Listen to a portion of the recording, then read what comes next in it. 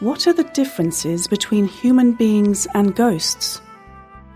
Ghosts and human beings coexist on this earth. The difference is that human beings live in brightness, whereas ghosts live in darkness. Sentient beings of the ghost realm are similar to humans in that they have different races and nationalities. And like animals, they can be categorized into thousands upon thousands of different species, according to their different karmic forces. Each ghost experiences vastly different turns in life. Meanwhile, commonalities in their experiences are due to all ghosts similarly harbouring a deep sense of greed, strong attachments to emotions, many bad habits, and a liking for performing evil deeds. These have led them to fall into the ghost realm to suffer. The hungry ghosts are the most representative examples of the sufferings endured. Their bellies are as large as earthen pots, their throats are as constricted as the eyes of needles, and their mouths constantly emit fire. As such, even though they hunger, they cannot eat, and even though they thirst, they cannot drink. Always feeling scorching fires burning their bodies, they suffer intensely. Because hungry ghosts form the majority in the ghost realm is also known as the realm of the hungry ghosts.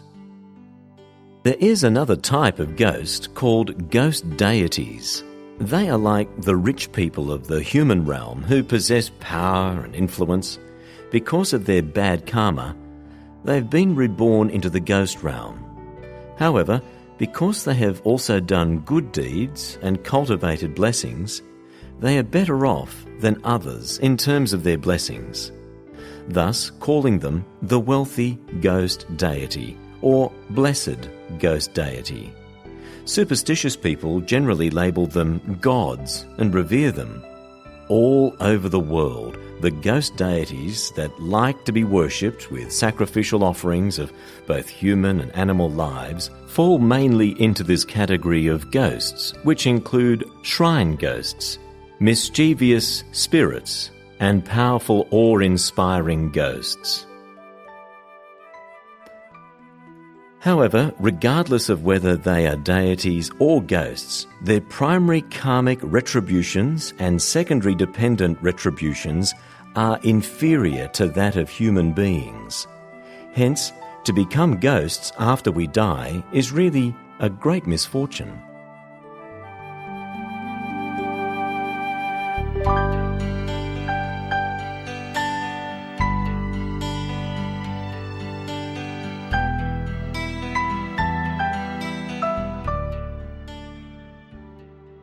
If people descend to hell or become ghosts due to their past evil deeds, are they doomed forever?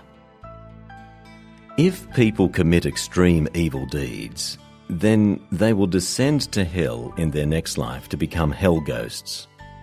The sufferings that they have to bear are many times worse than those experienced by the hungry ghosts. In Buddhism, there is a Bodhisattva who is of paramount loving kindness and compassion and of great strength of vows. His name is Ksitigarbha or Dizang Bodhisattva.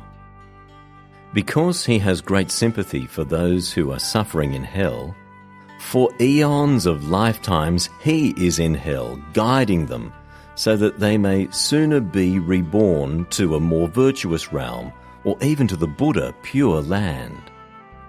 Ksitigarbha Bodhisattva vowed, "As long as hell is not empty, I shall not become Buddha. Only when all sentient beings are guided and saved will I attain supreme enlightenment."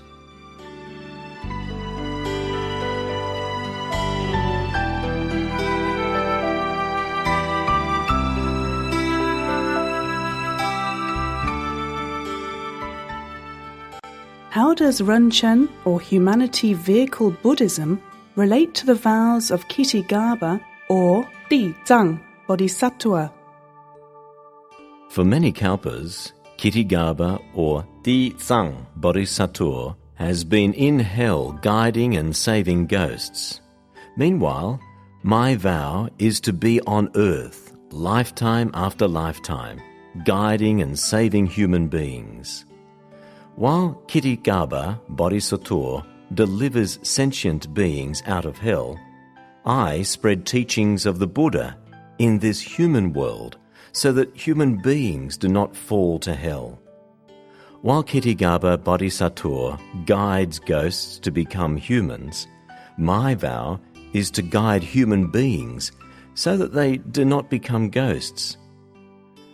To guide people in cultivating, to liberate themselves out of transmigration in the 6 realms, to guide them to the pure land of Buddha, and to guide them to become people of virtue, enlightened beings, bodhisattvas, and even to become Buddhas.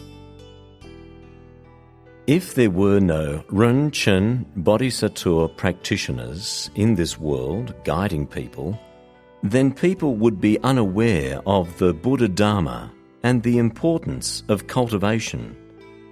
With such ignorance, it would be easy for people to commit evil deeds and descend to the hell realm. Then, how could hell ever become empty of sentient beings? And how would Ksitigarbha Bodhisattva become Buddha? Therefore, the promotion of World Ren or Humanity Vehicle Buddhism actually has a very profound relationship with Ksitigarbha Bodhisattva.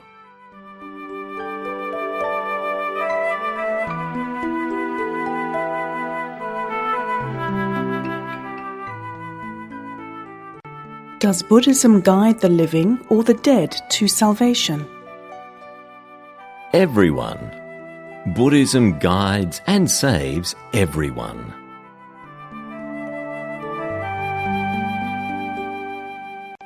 When a person dies, why do we chant Amitabha Buddha? When a person passes away, at the instant of his death, he experiences extreme suffering.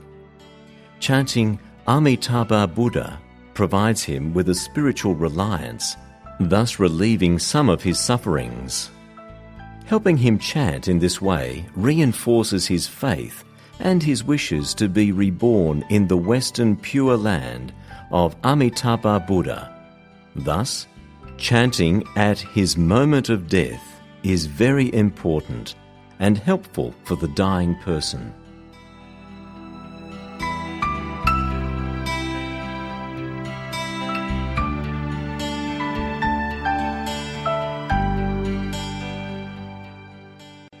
There was a Buddhist who, upon his death, received all his funeral rites according to Buddhist practices, except that he was buried and not cremated. I've heard that as a consequence, there was no way that he could still be reborn in the Buddha Pure Land.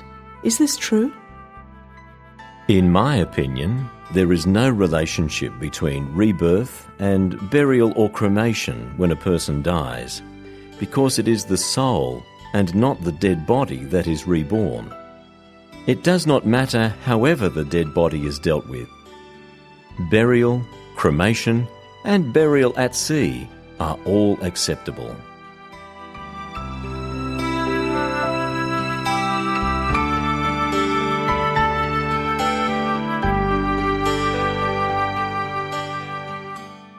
After a person dies, is there nothing left of him? We cannot say that after a person dies there is nothing left of him, even though everything that you see of the world, your property, house, spouse, children, career, etc., all of it is gone, and your status and reputation are all gone as well. The following is true. Although 10,000 ships of possessions cannot accompany you, your karma does. So if you have karma for rebirth in heaven, then when you die, you will be reborn in heaven. If your karma is to be a human being, then you will be reborn in the human realm. If it is foolish or ignorant karma, then you will transmigrate into the animal realm. If it's superstitious karma, rebirth will be in the ghost deity realm. And extremely evil karma will lead to a rebirth in hell. Therefore, it cannot be said that when a person dies, he is like a flame extinguished, and upon death, everything is over and there is nothing left.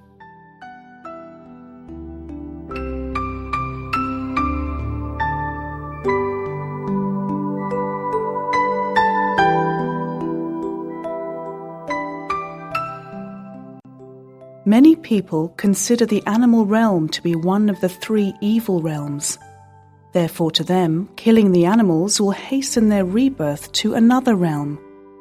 In reality, should we be killing the animals or not? Speaking of life, everyone wishes to live.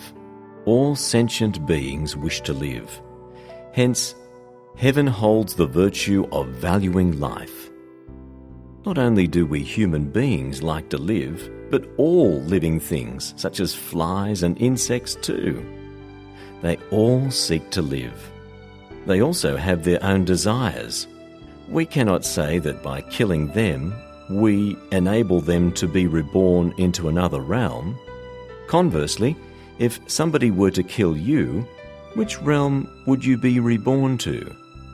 If you were killed by another person, and at that moment you were engulfed by hatred, then your killer would descend to hell, and so would you. Of course, this is also a rebirth into another realm. As to your question, we need to know that when you kill the creature, the matter is about you descending to hell, rather than the creature being reborn into another realm. Of course, if it had cultivated in its past life, and you have killed it in this life, there is a possibility that it gets to be reborn as a human being.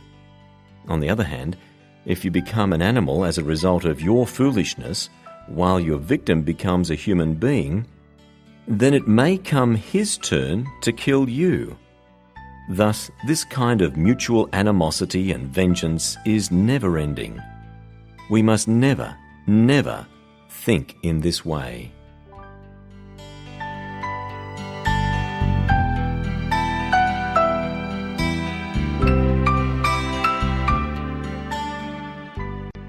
What is the difference between Nirvana and death?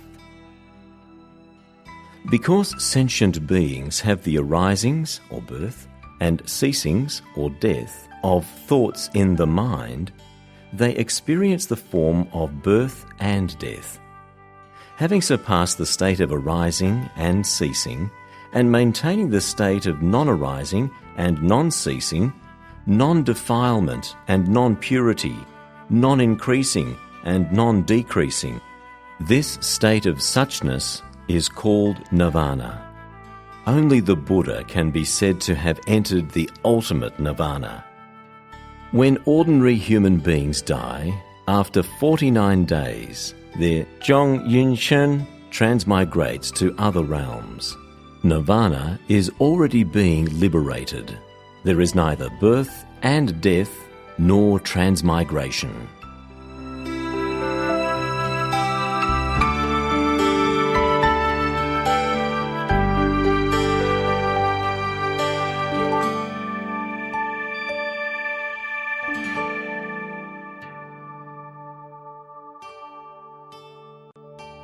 An introduction to Buddhahood sect World Chen Buddhism.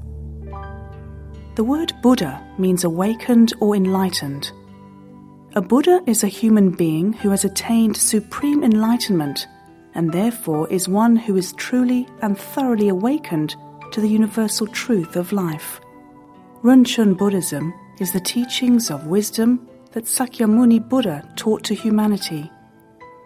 In all, Sakyamuni Buddha, the teacher of Buddhism, expounded 5 vehicles of Buddhism during his lifetime.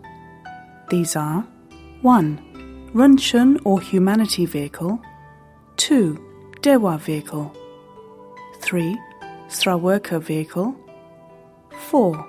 Pratyeka Buddha Vehicle, 5. Bodhisattva Vehicle.